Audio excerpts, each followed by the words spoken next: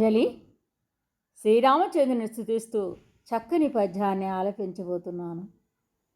నగుమోము గలవాన్ నా మనోహరుని, సుజ్ఞాన నిధిని, సూర్యుని జానకి వరుని, అజ్ఞానతమమును అనుజు భాస్కరుని, నిర్మలాకారుని కారుణ్యధీరుని, నిగమాగమ విహార నిరుపమ శరీరా,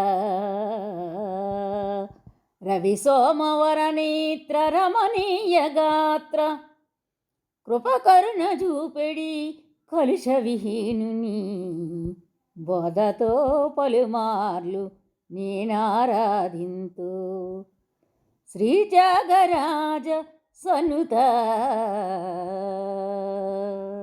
ధన్యవాదములు.